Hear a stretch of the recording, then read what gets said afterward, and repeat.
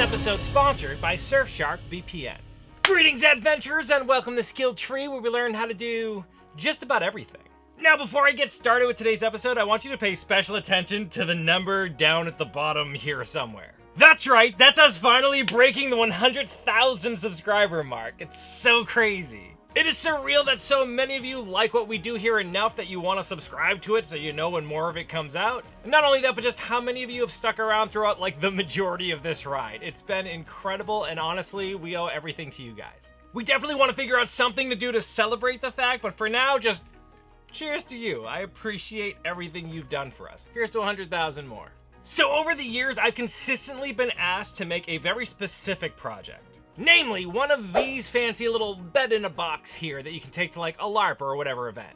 And I love this idea, but with one small caveat. And that is that particular like bed-in-a-box style that's been covered actually on a few different channels at this point. It's pretty easy to find directions on exactly how to get this done, and I kind of wanted to challenge myself to find a different way to make like an easily foldable and packable bed. There's also two other factors going with this. One, I'm under like a severe time crunch. At the end of this week, I'm gonna be leaving for a LARP trip that's gonna last a week, and I'd like this thing to come with. And two, I have a really small car. I have like a little Honda Fit, and there's just no room to have like a bed in a box where this big box takes up all this space. So I've got to make this thing able to fold up and somehow still be useful while packing things up. It's a tall order, but let's see what we can come up with. Without much further ado, let's jump right into it and level up this skill. Now, as I said, I'm reticent to try that bed in a box thing because it's been done a bunch of times, and also it leaves you with like a big old box that is a bed. And I don't have the room for that. So I had to figure out a way to make this thing both fold up and functional somehow. And that's when I came up with this idea. What if I was able to make a couple of crates that I could actually pack stuff into, but those things come apart and become like the frame that my bed sits upon, or at least the foundation of it. I know it's a little amorphous right now, but it's gonna make sense, I promise. Now for materials, I'm gonna be making this thing out of pine that you can easily get from Home Depot or Lowe's. Like for the frame of the bed, I just ended up getting 4 of these 1x5x8 boards and cut 2 of them to be 55 inches and 2 of them to be 75 inches long. This is because I'm gonna be going for a full-size bed. Your boy likes to spread out a little bit. And since a full-size bed is 54 inches by 74 inches, this gives me a little bit of extra space for the mattress to actually sit into the frame. Now to make the crate/legs of the bed, I just bought 4 of these 16 by 36 inch pre-glued slabs that I cut to be 16 inches by 16 inches square. The thought is to connect 2 of them together like so to form the corners of my box. Then make another side the same way so that they can connect together somehow to form our box, yet still come apart to give me the base of the bed. Now since I want the bed frame to sit within those little 90-degree angles, I figured it'd be best to have a board of some sort that they sit upon that actually makes contact with the floor.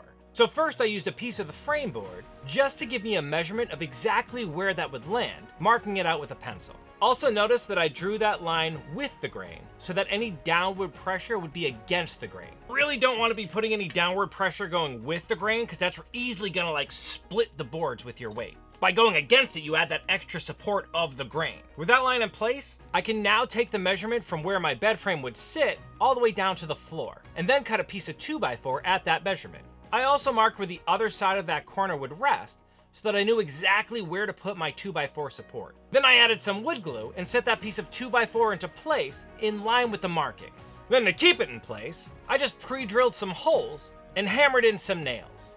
Then I flipped that whole thing so it was supported by the end of my table, added glue to the edge of that 2x4 as well as where I marked the corner off, and added on the other wall, pre-drilling and hammering it into place as well. Finally, I used my speed square to make sure the corner was at a perfect 90-degree angle, racking the wood into position a bit before the glue dried.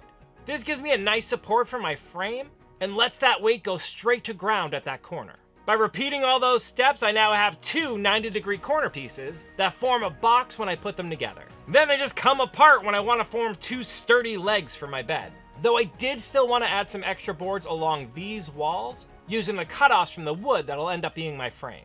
These will actually end up fulfilling 2 functions. One, it's going to give me more of like a place to rest my frame onto, but another function is going to be to actually hold that box together. Oh, on a side note, a lot of you always end up asking me what it is I'm drinking. This one's really easy, but has some serious bite to it. It's only made up of like 4 different ingredients. So you start by taking some... Why, hello there. Now, don't panic. I've decided to take over this little channel, and honestly, you're the better off for it. After all, this so-called clever couldn't even protect his own computer. He could have easily signed up for Surfshark, the sponsor of today's video, and none of this would have ever happened. It seems so obvious. They have 3,200 servers in over 100 countries, so you could virtually travel around the world by changing your IP address. And you can use an unlimited number of devices with just 1 subscription. Surfshark would have assured him anonymity, protection against malware, and hackers like me. Even on public Wi-Fi. Now, I already have my prey, so I'm feeling generous. Click the link in the description below and enter the promo code SKILLTREE for 38% off and 3 extra months free. I say you take the offer, don't be like this buffoon. In the meantime, I'll be around in the shadows. You won't tattle on me, will you? Oh, wait. How, maybe if I put it in... Just carry on.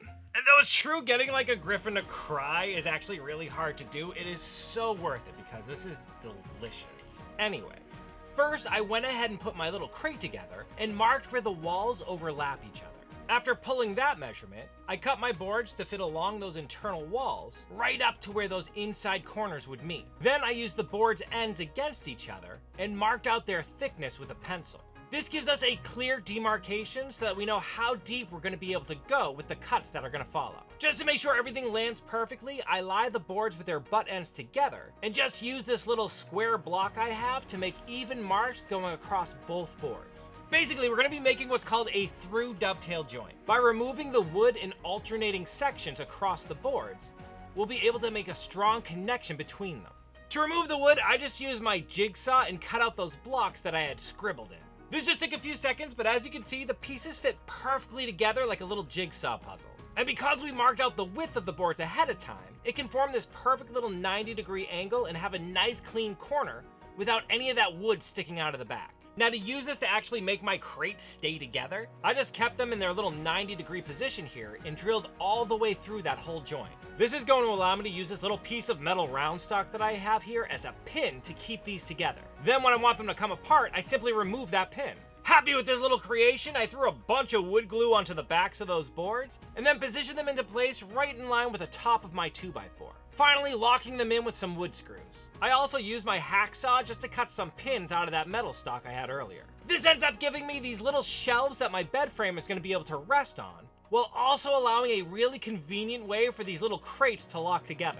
I just simply have to add my pins and these bad boys are staying put. I am genuinely happy with myself about this thing. I was like 100% from the get flying by the seat of my pants, and that was one of those like conundrums, like how am I gonna do this? And I like how this worked out. That was kind of clean. Though of course, right now it's a pretty useless crate because it doesn't have a floor in the bottom of it. We're just got kind of a wooden square here. To make this, I simply cut some pieces of scrap plywood I had lying around and locked them in along the bottom edge of the crate, gluing and nailing them secure. Then I just trace my box onto some thin plywood so that I can cut out where the 2x4s are gonna rest. This board simply gets sandwiched between the 2 box halves where it's locked into place.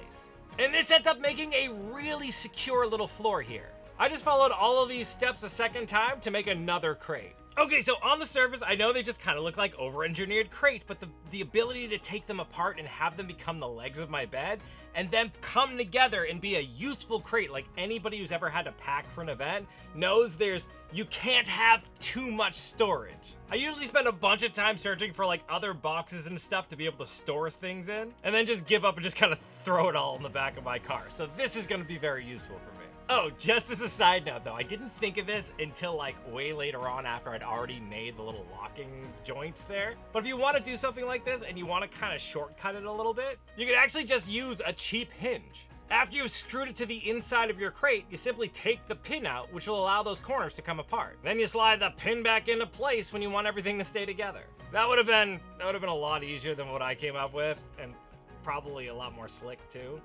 Hindsight 2020 and all that. That's okay, that's part of leveling up too, figuring out the crap we did wrong or could have done better. Okay, so that is one half of our bed done. Now that we have the legs, we're gonna have to make the actual frame of our bed. Now, in order for like a mattress to actually sit on top of the frame of my bed, I'm gonna need some kind of like slats or something to go across.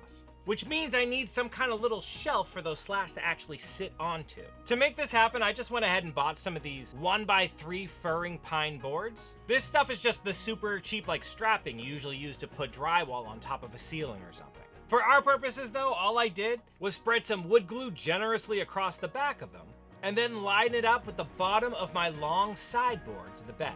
Then secured them into place with some wood screws. By putting those along those like 75-inch long sideboards there, it's gonna give a nice place, little shelves on either side for my little wooden slats to sit on top of. All right, now as I said, all of this needs to be able to fit into my little bite-sized car, so I need a way for this to fold up. I can't have like a big old bed frame kind of shoved back there. As such, the thought is to kind of split the frame into half, so making kind of like an L and a 7 that go together to make the frame. And the corners of these L's and 7s have to hinge so they become flat. I'm just gonna be doing that with these 4-inch hinges I picked up from Lowe's. I simply screwed these into place right on top of those support boards for the slats. Then I screwed the other side onto the ends of the shorter boards, giving me this nice hinged corner. That's just gonna allow the whole thing to fold up flat. Then I did the same thing on the other side too, just so I have 2 of them. Now, aside from having like the outside bed frame, I wanted to have like a center spine for those slats to sit on, since most of the weight when you're laying on the bed is gonna be right in the center. So to give that kind of one center board something to actually sit on top of, I just grabbed a piece of this scrap wood and removed a little rectangle to give myself a place for that board to slot into. Then I applied some wood glue and put one exactly in the center of both my footboard and headboard. All right, at this point, a lot of those shots are getting real tight and kind of hard to visualize just because I don't have a huge workshop and it's hard to get the camera in the right position. So to give you a better idea of what's happening, I went ahead and moved this whole operation outside. So as you can see, the first step here is to take my little crates and break them into their pieces, positioning them roughly where they'll go to become my legs. Then I bring over one side of my little hinged frame and open it up to let it rest across 3 of those legs. Then I do the same thing with the other side. Once I have that all evenly spaced out where I want it, I slide my center board into place, which is just more of that furring material. This fits right into those little spaces that I had cut out earlier on for it to slot into. And just like that, we have the little frame of a bed, though not currently a very sturdy one. Right now, it's just kind of a bunch of boards resting on top of each other. Kind of House of Cards style, it wouldn't hold up. In order to secure all of that together and make it one solid piece, I just went back in with my drill and went straight through the legs and the frame with a 3/8 inch bit. This gives me plenty of room to slide these 3-inch long bolts through with a washer and wing nut on the inside. By adding this through the hole and securing the wing nut down into place, the sideboard and the legs now become one piece. I just added one of these little configurations on every wall of those corners. With all that holding strong, I just cut more of that strapping material to length so that they can form the slats for my bed. Now these are gonna work great, like they're plenty of strong, especially because they have 3 points of contact with that bed there. But as they are right now, they're gonna move all over the place on me. So in order to make them all stay put once they're down and kind of make it easier to pack up too, I bought some of this strong nylon strap material.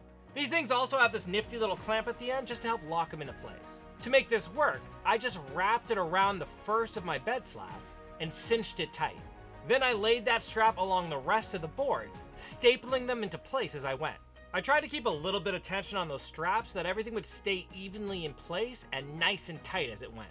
I repeated this 3 times for added strength and just ease of being able to wrap everything up when I put it away. Now sure, those little bands are going to keep all the slats together, but they're still going to be able to move back and forth a little bit. In order to mitigate that, I figured we can keep the whole thing just under tension. To do that, I just added these little blocks to the front side of that first slab and to the back side of the very last one. By locking that first and last one into place, the whole system is kept under tension. This is going to stop all the rest of the slats in that system from moving around. With this little assembly, when I'm done using the bed, I can easily roll all of these slats up, tying them off to keep them in a tight little bundle. Then when I want to set my bed up again, I just put that first slat behind its block and roll out all the others. Then pull that last one to lock it behind its block, giving the tension I need to hold everything together. Now at this point, I'm pretty sure I have like a working little bed here, but there is a problem. As I said, I have a tiny bite-sized little car. In fact, this is it right here. This little guy has only like 4 foot worth of space in the back seat. Fun story, this is the first new car I ever bought myself. I got it back in like 2012. And at the time I was doing construction. Like I built whole houses out of the back of that car. Could I use one with more space at this point in my life? Yeah, but I don't have the heart. I love that car. It's got me through a lot. Anyways, I'm sure you can see the problem. Those long sideboards and that center board there are just way too long to fit into the back of my car. And that's the whole point of this thing, a bed that I can pack up small and bring with me on trips. This means I'm gonna have to cut these bad boys in half to add another hinge. The first one I cut in half was the center spine, which I just added a hinge to. But since the hinge weakens the structure of it, I also added this little leg with one screw in it so that I can swing down and help support that weight. Now all those slats really help support that load, so I don't need too much more than that one leg, I don't think. We'll see if I end up on the floor, but I think that's gonna be okay. As long as that bad boy slots in and the little leg drops down to make contact with the floor, I should be good. Next, I cut the long sides of my bed frame in half, letting the whole thing clatter to the floor because I don't think things through thoroughly. I also may have been drinking a little bit while I was constructing this. Then I added a hinge along the top of that cut to Frankenstein this thing back together. Now, I added a hinge to the very top of that cut instead of the center of it because I wanted to leave enough room to put like a little leg there of some sort. Because again, wherever there's a hinge, you're weakening that board. But with that adjustment made, now everything fits nice and snugly into Wink. Wink is the name of my car. Because when you beep his little horn, he goes, Wink. I thought it was cute. All right, so here we go. Let's test this mofo out. As you can see, I have my little bundle of wood along with my 2 crates, which contains all of my bedding for the trip. And honestly, the bed itself, because I'm just using an inflatable mattress. And I know most people advise against using an inflatable mattress, because if you get a hole, you're screwed for the whole trip. But again, tiny car. I can't fit anything else in there, so I'm gonna risk it for a biscuit.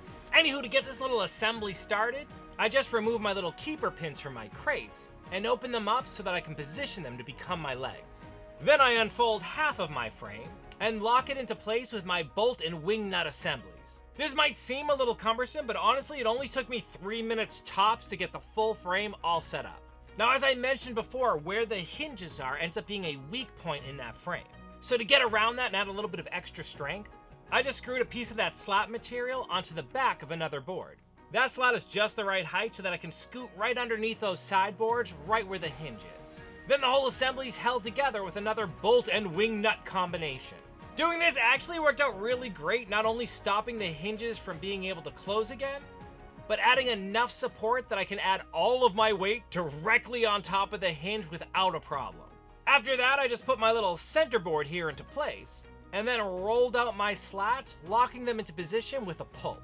Time to test this bad boy out. I just inflate my mattress here, and then dress the whole thing up a little bit to get the vibe right. Now I brave putting my weight on this thing. And not only does it hold me up, but this thing is rock solid. There's absolutely no movement in this thing, like I didn't feel anything give or creak at all, and because the base of it is so wide, like those corner feet, the legs are so big, it doesn't move at all. I was even able to jump onto this thing, and it didn't feel like it even gave a bit. Super secure. And to put the cherry on the cake of this thing, I just went back over it with this nice Velspar brown paint, just to help it look a little bit more finished and give it that medieval camp vibe I'm looking for. And there you have it, my version of a packable camp bed. Though it's not as streamlined as those fancy beds in a box, I do really like the fact that those legs themselves become these useful little packing crates. I can use part of the bed to store stuff in rather than just having this big box that is all just bed. Though I would like to find a better way to like streamline the frame so it isn't just kind of pile of wood. I mean, it's small enough right now that I can just kind of fit it in a duffel bag, so it's not really that much in the way. But still, it'd be nice to make that a little bit more jazzed up, a little bit more clean. Leave in the comment section below if you have any good ideas how to do this. I'd love to revisit this project and maybe like over time make it a little bit more cool. Now a special thanks again for Surfshark VPN for sponsoring this video. Do make sure you check out the link in the description below for your 83% off and an extra 3 months free. Also, we started level 3 of our Level Up LARP competition. If you don't know what that is, check out this video right here. In a nutshell, we partnered with Berg Snyder, purveyor of fine medieval gear, for a contest where you get to take some of their goods, incorporate it in a cool way into your costume, and perhaps win a trip with us to Germany to the largest LARP event in the world, Conquest. There is still time to join, so definitely jump in on this. It's going to be a lot of fun. Now, I hope you enjoyed this episode. If you did, why don't you give me some of that like it love, and don't forget to subscribe so you know when I release new content. In the meantime, though, keep leveling up, you. You stay to the end screen! YouTube loves it when you do that. It is a great way to support this channel. Another great way to support this channel is by joining these people's noble ranks. And a special shout out to our newest high tier level Patreon members, Third, Todd, and Tejo. Thank you guys so much. Again, we couldn't do any of this without you, so it means everything to us that you want to support. If you'd like to support this channel, why don't you consider joining our Patreon, link in the description below. Or you can watch one of these videos here that YouTube thinks you like, and that'll help out a lot too. Honestly, the hardest part about the drink is catching the griffins. Like, you can use some bait, but really, they're weary. They're hard to catch.